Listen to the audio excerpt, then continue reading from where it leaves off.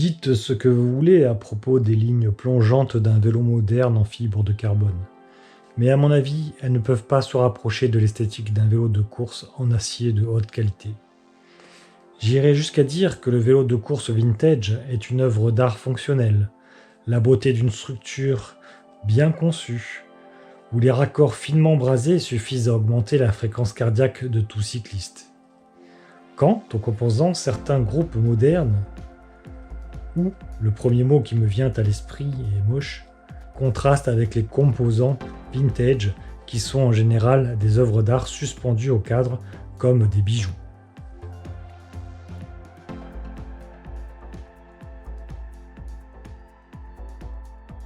Certaines pièces étaient percées pour en réduire le poids et cela était souvent réalisé de façon artistique.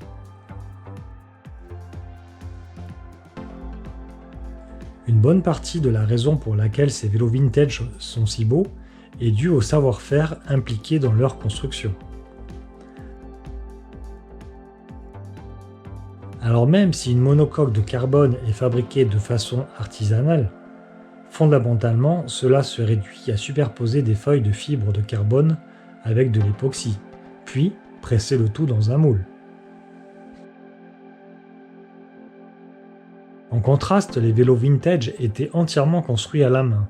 Même s'ils avaient été fabriqués dans une usine, ils étaient quand même découpés, limés et soudés par des artisans fiers de fabriquer un produit de qualité.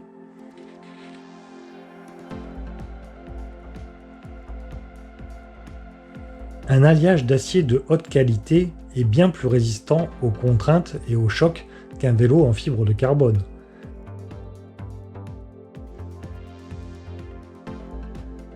Sans parler des vélos en carbone ultra légers et ultra fins qui supportent très mal les contraintes. Même un acier bosselé peut être parfaitement sûr à conduire et l'acier peut être facilement soudé. Oui, la fibre de carbone peut être réparée, mais généralement, une fois qu'un vélo en carbone a subi un accident suffisamment important pour provoquer des dommages visibles au cadre, continuer à rouler avec n'est pas la meilleure idée.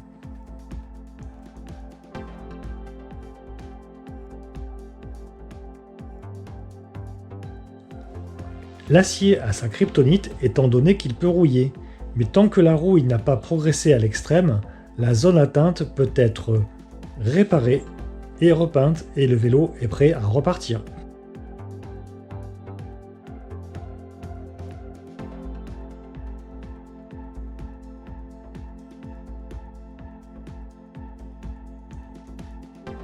Êtes-vous sûr que les batteries de vos dérailleurs sont rechargées?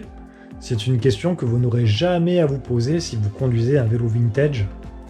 Un vélo de course vintage est un dispositif extrêmement simple, géré par une chaîne et quelques câbles reliés à quelques mécanismes très simples.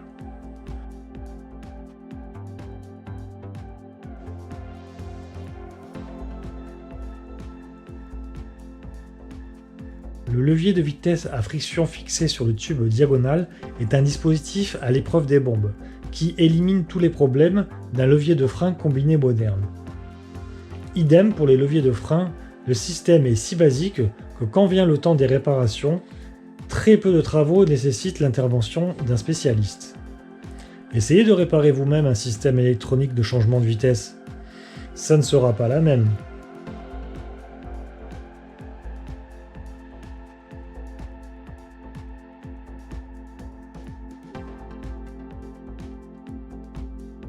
Un vélo vintage haut de gamme peut être acheté pour une poignée d'euros sur le marché de l'occasion.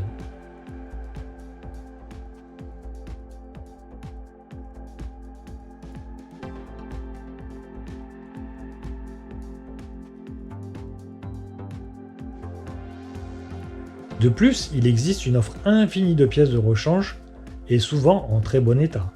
Mais aussi de nombreux fabricants continuent à produire des pièces compatibles avec ces vélos vintage.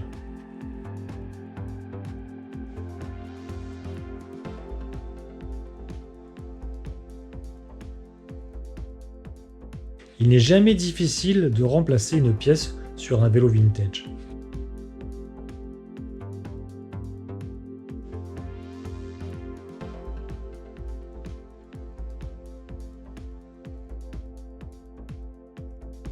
Dans quelques années, vous ne trouverez plus de pièces de rechange pour ces vélos miracles modernes.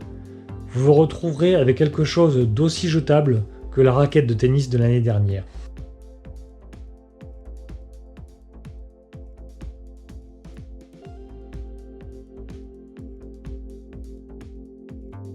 Je n'arrive pas à comprendre comment ces choses hautement fonctionnelles et vraiment belles sont jetées au profit de la modernité.